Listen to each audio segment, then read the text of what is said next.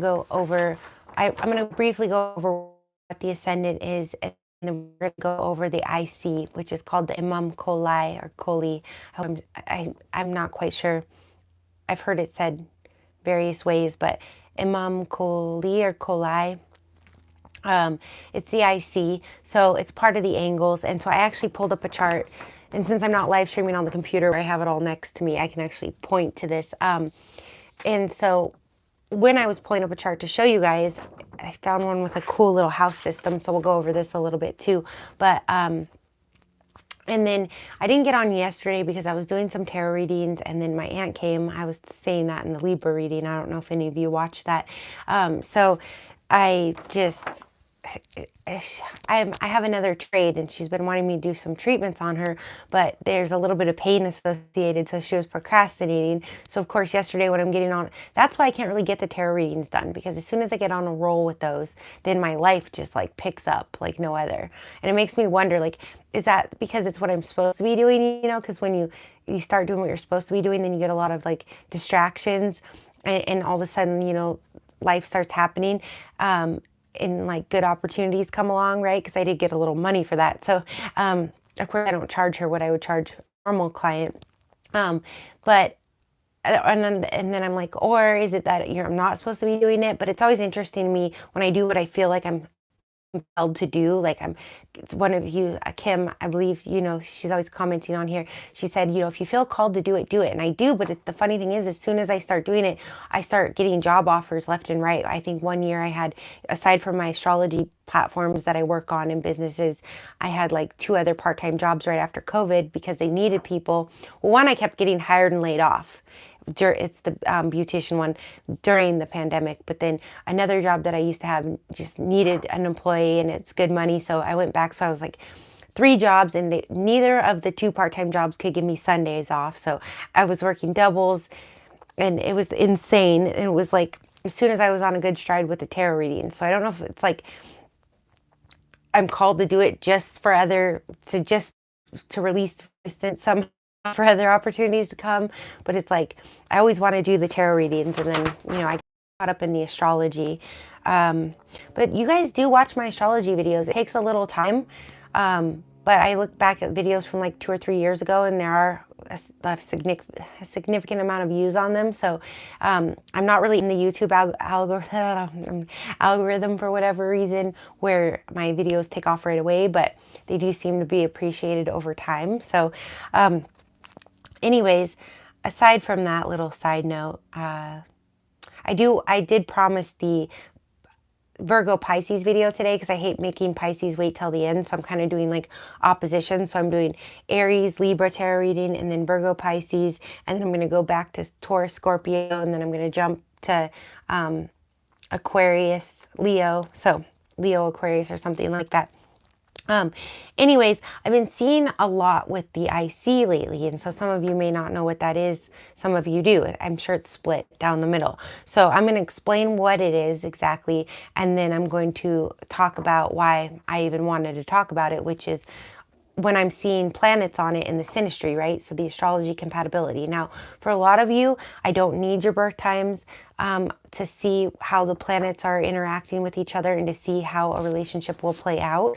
But when we do have the birth times, then we're able to see really sort of like, so I'll just explain it quickly. The synastry, we can do it without the birth times, which means that we're just seeing how your planets are aspecting the other person's planets. And what this means is whatever sign your planet is falling into, how it's relating to another sign that somebody else's planet is in, basically. So without the birth times, we're just seeing, okay, your Mars aspects this person's Venus, you know, or your sun is conjunct this person's moon because they're in the same sign. And another day, if you guys want me to, for those of you who don't know, I can briefly go over, you know, what is a conjunction, a trine, a sextile, and all that, but they're aspects of how each person's planet is aspecting the other, and this is determined by what sign those planets are in. So we can tell a lot just by that. Now with the birth times, we can see, like, we can take somebody else's birth chart. Well, this is like a wheel that has just, it's basically categorizing each house. But let's say we could take, say this is your birth chart here, and and you have little planets in here, then this would be somebody else's birth chart overlaying into it. This many wheels, we might be overlaying the day you met. We can overlay the day you met into that, and then overlay the next year's transits into that. So I can do like, quadruple wheels in my software. It's pretty cool. I should make more packages. Like, let's go over the synastry of the day you met, and see what that meant, if it was a fated meeting, which obviously I think any meeting is fated. I think that anyone you meet is a transit to you, because again, say this is your birth chart, and we overlay another wheel. It could be just the transits, how we do your transits. We see. So basically that's why I say another person is just a transit to you. But it would just be 2 wheels here, not 4. But anyways, so when we have the birth time, we can overlay their planets into your houses. When we don't, we can't see any of this. All we can see is just this planet aspects that planet. Now, if we get the birth times, then we can say this planet aspects that planet in these houses. And that's what these themes are. So we'll go over it briefly. But this is just like a blueprint, natural base wheel chart, okay? And it starts with Aries. Oh, the signs are on the outside here. So it goes Aries, Taurus, Gemini, Cancer, and it's in the order of the 12 signs, which anything that's organized is going to have them in the proper order. So if you're reading horoscopes in the newspaper, it's 99.9% of the time going to start with Aries at the top of the list. Now, there have been times where I see it start with another random sign, or be out of order entirely, but it's very rare. Or you might see sometimes where, like right now, we're in Sagittarius season.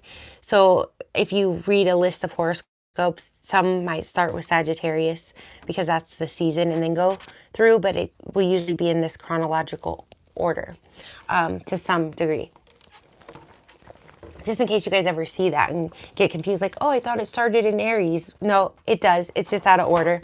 So with that being said, if you have a natural chart, then you're going to have this house system. I mean, I do Placidus, and that's another thing I need to make a note of when I'm reviewing this. Okay, we're going to go over the career money exercise, and we're this week, before the end of the week, like Thursday, and we're going to go over Placidus first equal house system. But this would be an equal house system. So if you have a natural chart, your first house is going to start in Aries, but your IC, which we're going to get into, may or may not start with Cancer, because in a Placidus system, it's going to vary.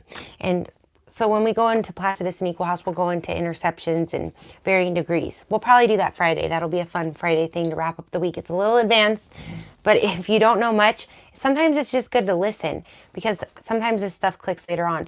It's kind of crazy, but I've been into astrology since I was a child, right? I mentioned this a couple weeks ago. My aunt, her boyfriend's like, guys probably think she's crazy when she's just rambling on about astrology. And she goes, she's been doing it since she was a child. And I'm like, well, thank you. But anyways, so anyways, I don't know why I just even said that, but so, I kind of got off on a side note. So basically I had somewhere I was going with the whole since she was a child thing, but I just saw her last night. So that always comes. And a few weeks ago when I did a video, I'd just seen her and I mentioned that too. So I don't know. But yeah. Why did I go off on that? So basically if you...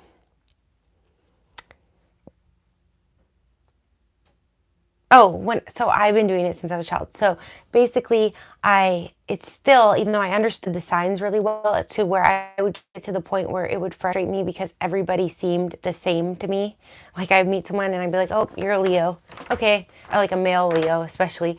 I'd be like, okay, I already know what you're all about. And, maybe, and it did become sort of like the observer effect / like self-fulfilling prophecy. I'm like, okay, Aries love Leos, so it's like, this Leo burned me, so you're gonna burn me too, so what, whatever, I see everything you're saying, I see right through it. But to Leo's benefit, those Leos I did have like malefic deal breakers with, so if I got with a Leo that I don't have them with, obviously it would work out much better. With that being said, so that I didn't know yet. I actually wasn't illuminated to that part, to the aspects and the deal breakers, until 2018. But it's like everybody for a moment became the same to me, because I had done my chart, like cast it old school in a book where I actually had to do the math of my birth time. I have that book. It's actually in storage. I'm going there today. I wish I because usually I had all my astrology books on a shelf. And I'm trying to find a place to put them because I'm going to bring them in the house. But measuring and moving some things around. So if I had that book handy, I'd be like, see, but I cast it by hand with a pencil, and I found all the signs that my planets were in, and then I laid out the houses. And so I knew what it looked like, and I read all the definitions of what mine meant, but it didn't click. The house system didn't even really click until almost 2018 for me either.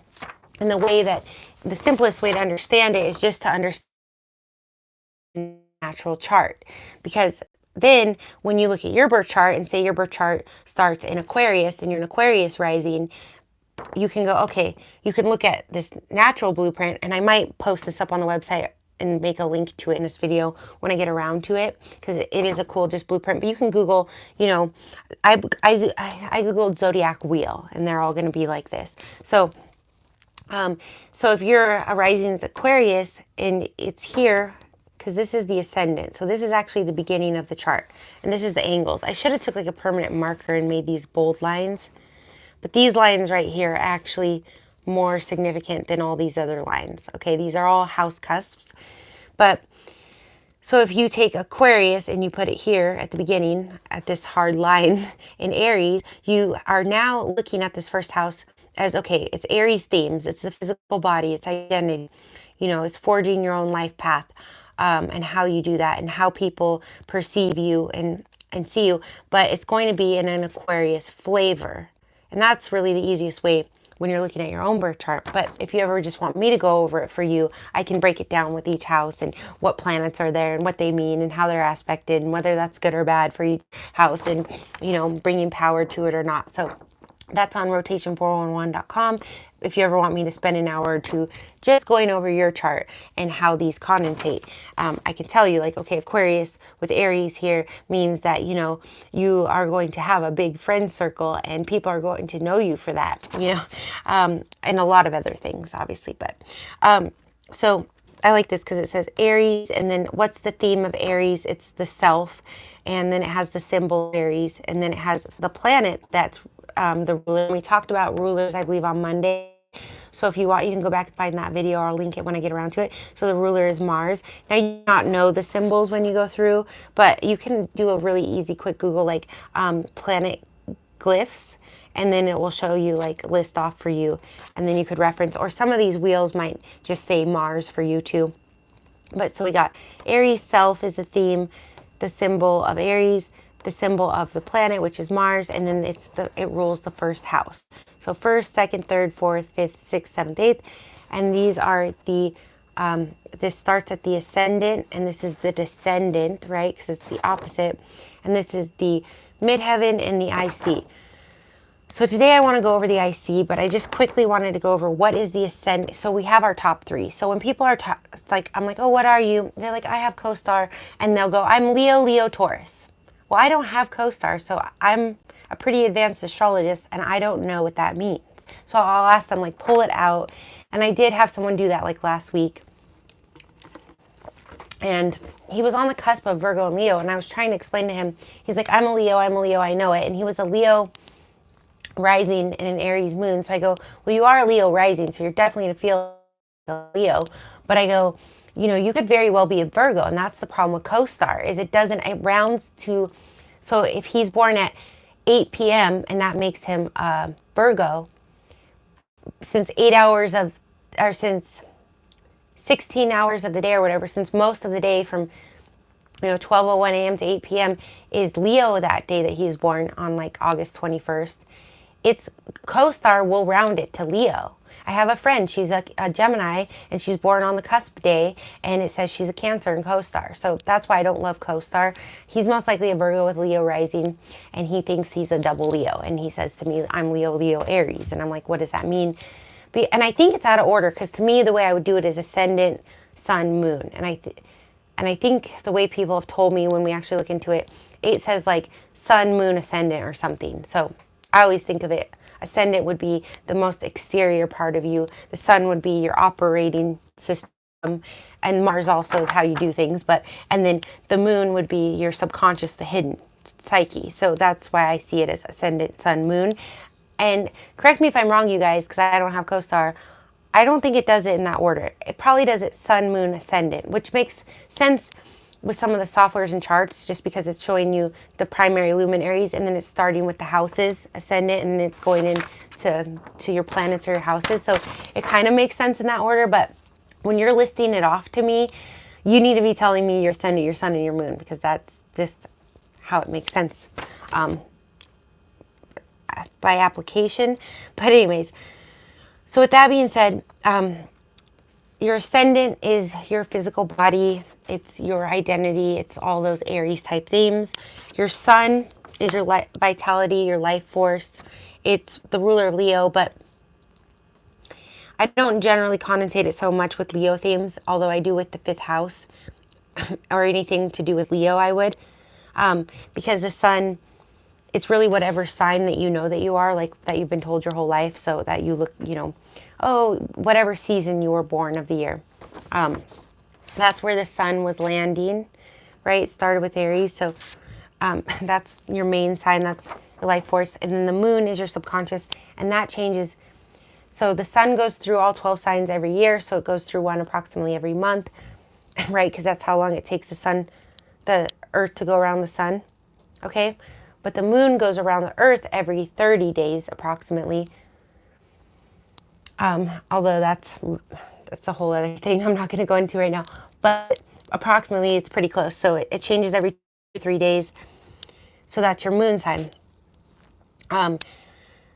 Your moon, again, is your subconscious, your psyche, your mind. So Mercury's how you speak and think, like the actual flavor of that. But your moon is your mind. It's like your self-talk and your psyche and your consciousness and your subconscious.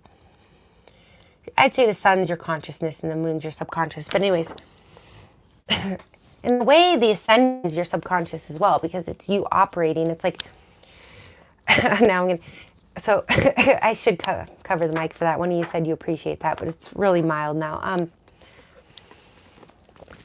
In a way, your subconscious is, the moon is the programmed, like, so your sun is your conscious, collecting data and programming your subconscious, the moon. But your ascendant is like operating off that. So when you're breathing, as I need to clear my throat.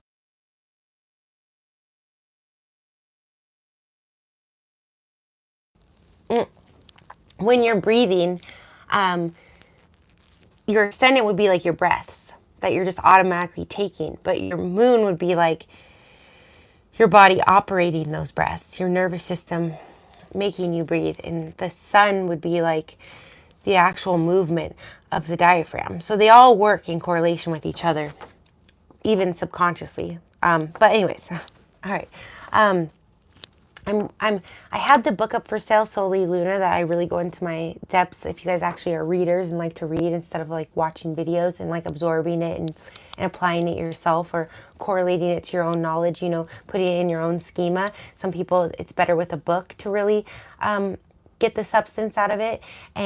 But I put it on hold again because I want to fix it up a bit. So do look out for that. Anyways, so the ascendant, again, it's your Aries type characteristics. Whatever sign that's in is how you go about it. And I like one of the astrologists, I think it's Jewel, it's how the chart speaks. So wherever all these planets are landing, your ascendant is representing that to the world.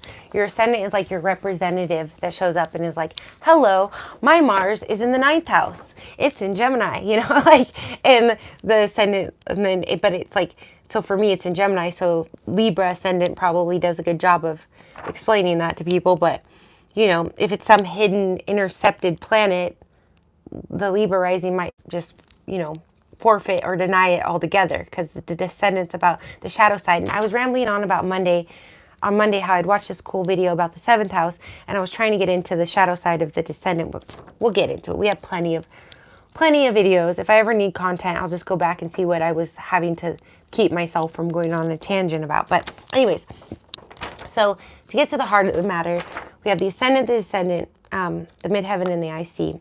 And I've mentioned these several times, but I've been seeing a lot with the synastry overlays.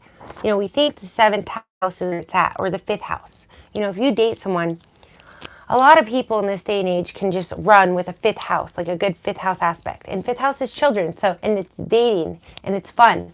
So if somebody has a Venus in your fifth house or their Mars, you might love dating each other, get married, have kids, and then you don't have any seventh house stuff to back it up to have an actual solid partnership. And you don't maybe have any planets on the IC, right? Because to me, I was thinking of this today. This is part of why I want to bring it up. So when I do a tarot reading, like a Celtic cross, right? I'm looking at, how would it work? Past, present. So the past would actually be, the way I do it, the ascendant. So it would be like and it's the theme of the reading. So it would be like the formulation of what your past has brought you to now and how it's affecting the current circumstances. Interesting, because it's like a backwards way. And the future would be partnership in the descendant if we're doing a Celtic cross, if we were doing tarot. But anyways, I need to think about that more. But the outcome, which is what you've been working towards, would be your midheaven. So your IC in a tarot reading would be the root of the reading, which is the foundation that the whole reading is going off of. So the root is the home, the mother, the moon, family, the private life. That's the IC, right? I've listed that before. So I don't think that we take into account kind of what I was just saying about if somebody has, you have fifth house planets with them because it's fun and it's dating. So you fall in love and you have fun and you had all these wonderful dates and all these pictures and all these memories. And especially if it's in like a water sign, it's really sentimental.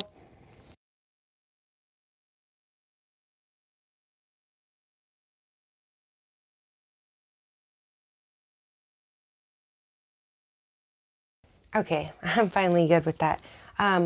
So basically, I just need to grab this really quick. All right, I was just like, basically, if it's really sentimental, so if it's in a water sign, okay? And then you realize you don't have any actual seventh house partnership stuff or eighth house intimacy stuff. And, you know, seventh and eighth house is going to really carry a lot of weight when it comes to the financial aspects of a relationship. Second house can bring a lot of security as well. So that's why a lot of people get married, have this huge wedding, right? They might have had a great fifth house and a great 10th house. So, you know, their whole communities like the third and the 10th, you know, third house is also communication. So they might have this great community. They might have a great reputation as a couple. Even ninth house is Jupiter ruled, can be reputation and marriage. So I don't think we give the ninth house enough credit for how it might play a role in marriage, but as it's Jupiter ruled, or even the 12th, which is tricky. But so you got this great reputation, right? Say you guys got some midheaven stuff. So you're like, this is my person. You want to show them to the world because they complement your status as who you are as an adult. I'm sure a lot of narcissists probably do that. And then you had so much fun in the fifth house, but now you get into the relationship and you've got no seventh house stuff, which is really the marriage and partnership house, which is the descendant, right? It even says here, partnership, okay? And I just printed this randomly off the internet and it's Venus ruled. And then you've got, which Venus is love, right? So there, a lot of people say like the seventh house is just the business side of, and I get it. Like the house is a little bit more about intimacy, but it's ruled by Venus. There's love there, okay? And even in a business partnership, if you're going to be glued to someone for years, there's got to be some kind of love, or, you know, some kind of liking, okay? Mutual tastes and what, at least in mutual interest in what you're investing in.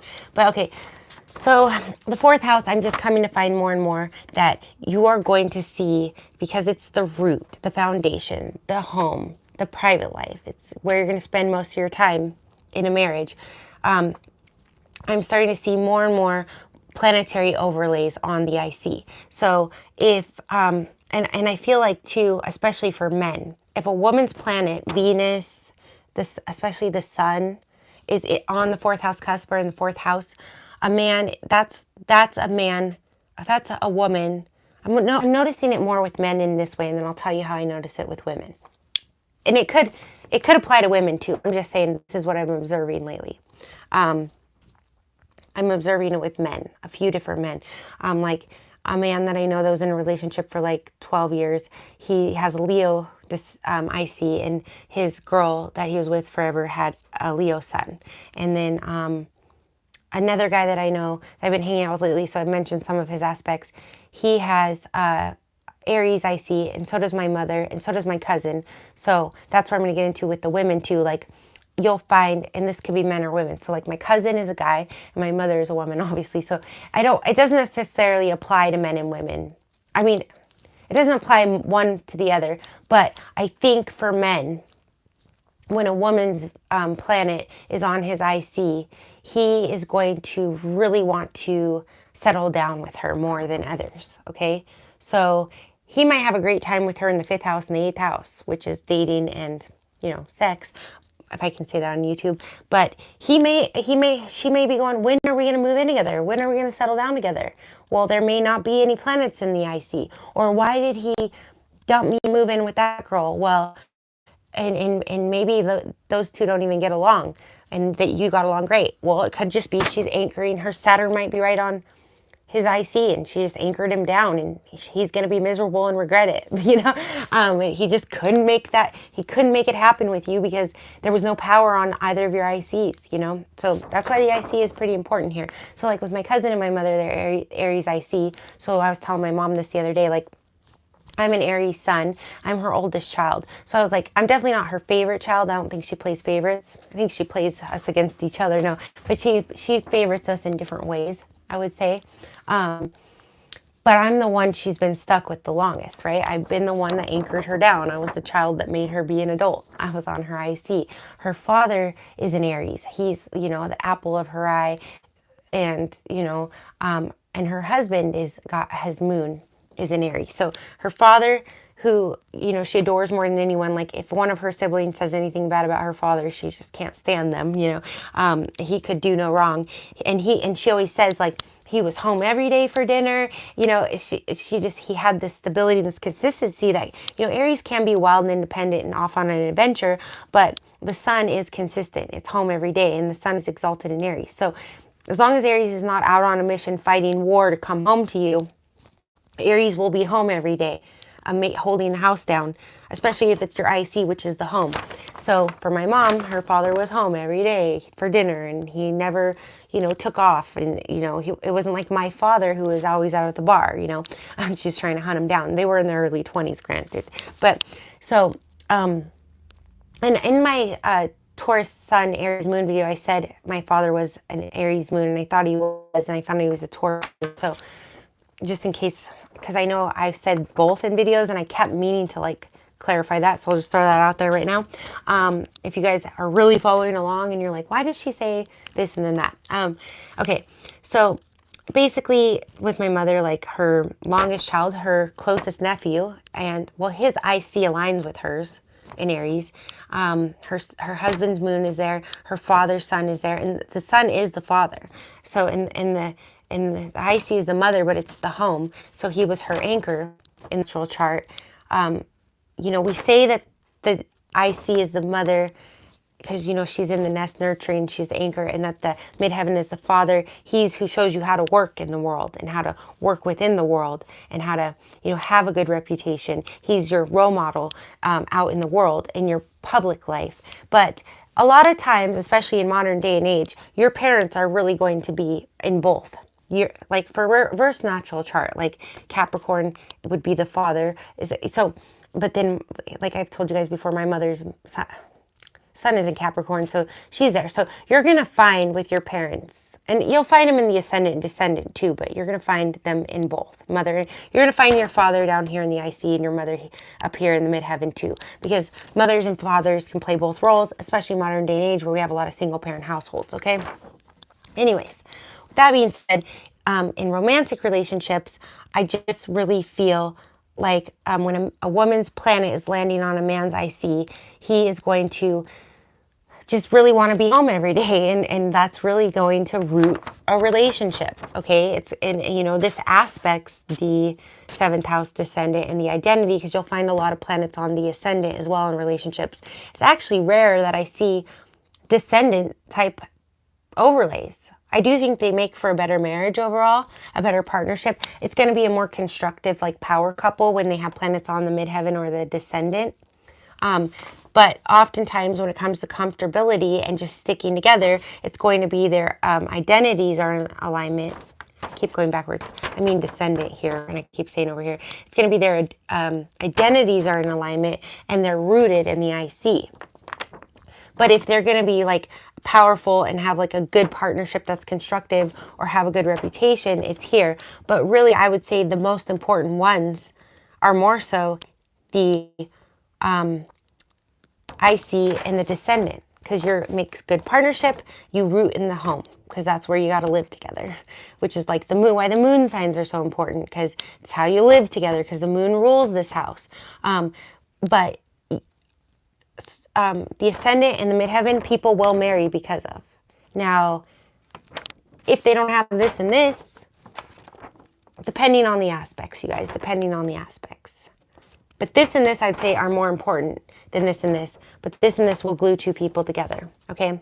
Midheaven and ascendant will definitely get two people, you know, into a relationship, sticking together, working it out. But it might be in vain if there's nothing here, because they're not a cohesive unit on the same page if they don't have 7th house, and they're not rooted, and they don't like to be home together if this is messed up down here. So the other last example I had is my friend whose IC is also an Aries. I grew up with him, and so his best friend was, I might have mentioned this, but it's all happening on his IC. His best friend was an Aries sun. He was always at his house. His first baby mama he was with for 4 years was an Aries son. He was always at her house. He is always at my house now. He was just helping me with a bunch of things. He's going to help me pull some things out of storage today. I can't move. And he texted me this morning, hey, we better do it before it rains, you know, because he's working on the home, because he's comfortable in the home. Can't get him to leave. He was helping my grandma with the Christmas tree yesterday. He just likes to be in the home. So, because I'm staying to help my grandma right now. And anyways, let's see, what else? There was another one too. He's divorcing a woman whose Venus, I just figured out. I didn't realize. I didn't look, but somewhere around his IC, because it's in Aries. So Venus, the sun. I don't know about Saturn because it's generational. So like for me, a lot of people born around my age have their Saturn on my IC. Is my IC. It was their. My age, most of their Saturns are in Sagittarius, opposite my Mars. So we actually have trouble settling down together. But a lot of people just slightly younger than me, their Saturn is in Capricorn and squaring my sun. So they are a little controlling. And actually, I think maybe it's that squaring the sun why they want to be with me, but I don't know, they like hesitate because I shine too bright as Aries sun or something. I don't know. So unless they're comfortable in that Aries energy in my 7th house. But anyways, so basically, I don't know about Saturn so much. For me personally, I don't feel like it's made a huge difference. I did spend a lot of time, let's see, when their Saturn is on my IC, I spent time in their home. And that's kind of the opposite, right? So let's explore that for a minute, and then I'll probably wrap it up here. So when, like this guy's IC, when people's planets are on his IC, he's in their home. It's interesting because you would think, let's just take it to the 4th house, because the IC rules the 4th house. So let's take it to the house. It's a house. So usually when somebody's planet lives in your house, they're inserting themselves into your area of life, so your home. So if my sun is on his IC, you would think that I would spend my time in his home, right? But he's spending time in my home. So it kind of reminds me of the Cancer midheaven, how you find your family in the world. Whoever's planets are in your IC, because this was with the Saturn people too, they never wanted to come to my home, barely at all. The 2 Saturn on my IC people, I was always in their home, even though they were in my IC, my house. So I don't know. Tell me what you guys think if you know what I'm talking about. If I didn't lose you, and you know about the IC in the 4th house, and you've seen these overlays into the 4th house. Do you think, for me, from what I'm observing, it is very significant.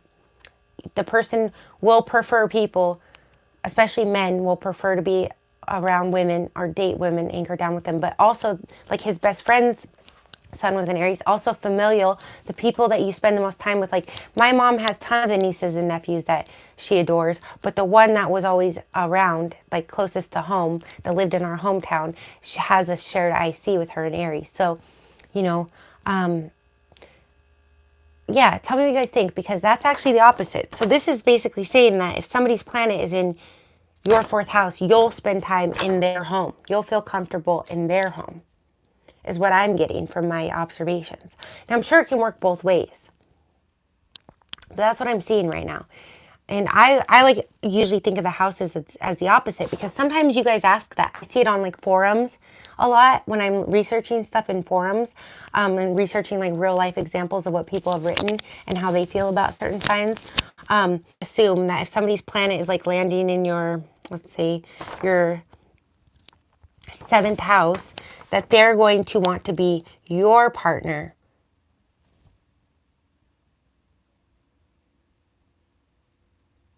That's not a very good one, because that can go both ways too. But it may very well be, if their planet's in your 7th house, you want to be their partner. So I dated a Leo, and I've talked about him before, but my Venus was in his 7th house. And I feel like I wanted to be his partner with my Venus in his 7th house. I'm just thinking how this connotates to my IC example. More so than he wanted me to be his. But you'd think with my Venus in his 7th house that he would naturally feel like I was his partner. And he might have, you know, he may just not have shown it because of other things going on. But let's see, with my Aries 7th house, when I meet an Aries, like, so their sun is in my 7th house, I think they generally more feel like they're my partner. They kind of step up and become my partner short term, because I can't lock them down. But usually it's me that's a little more like, what are you doing in my 7th house, you know? So with the IC, yeah, it's just interesting. Tell me what you guys think. I'm gonna think about that some more, and if I come to more conclusions about it, we'll do like a part 2 to this theme. But I know a lot of times astrologists will say that the house person is more affected. So if it's hitting my IC and I'm going to their house, they're not actually imposing on my home. They're inviting me into their home. Or I like spending time in their home. Yeah, I guess I would be more affected, because I'm the one actually going to their home, rather than the convenience, because you would think that they just come into my house, right? But I'm the one making the effort. Or like with my friend, he likes to prefer to be at his area IC's friends' houses, rather than inviting them into his house. But it could be by the sign too, because Aries is a go-getter. So they might go out, where a more introverted feminine sign might bring, like a Cancer natural chart, midheaven might bring people into the home and cook for them, rather than going to other people's homes. So I got to look out for some Cancer ICs. If you got a Cancer IC, let me know. When people have their planets in your house, do you go to their house or do they come to yours? I'd be willing to assume they come to yours. But you might go to their house and cook for them. So anyways, I'm real curious about that. If you made it to the end of the video, let me know. I want to try to knock out this Pisces and Virgo tarot readings before we do go to the storage unit today and grab that stuff. If you are looking for your perfect partner, I don't match them based on the overlays, but I do match them on the aspects. And so you may have some great overlays like this. Submit to divinetimingdatabase.org. I have plenty of matches in there waiting for you, and I have plenty of people in there chatting and getting to know each other now that they're matched, and it's really exciting. Or if you just want a birthday search to see who you would be the most compatible with, go to rotation411.com. If you want to check out the tarot readings, I'm doing them on this channel. I didn't make a separate channel, so do be sure to like and subscribe. I'll be trying to get through all 12 signs by tomorrow evening, before the weekend. I might have to push it into Saturday. And let's see, what else? Let me know what you guys like. Do you like the tarot readings? Do you like... is there anything you want me to talk about in astrology that you've been wondering that I maybe piqued your brain on, that you're like, anything you're like, I don't know if I agree, because I love to debate. I'll be like, okay, well, I'd love to hear your opinion about what I'm saying. So I love feedback. It makes me have to reevaluate when you guys say something to the contrary as well. So a friendly, healthy debate, or, just I don't know. Now I'm just rambling, you guys, but I'm gonna get out of here. So I'm sending you all lots of love, blessings, and light as always. And thank you. I know some of you popped in and out of here. I might have gotten on a little too early today. I feel like more of you come in when I get on a little later, but if I didn't get on right now, it wouldn't have happened today. So, all right, love and light.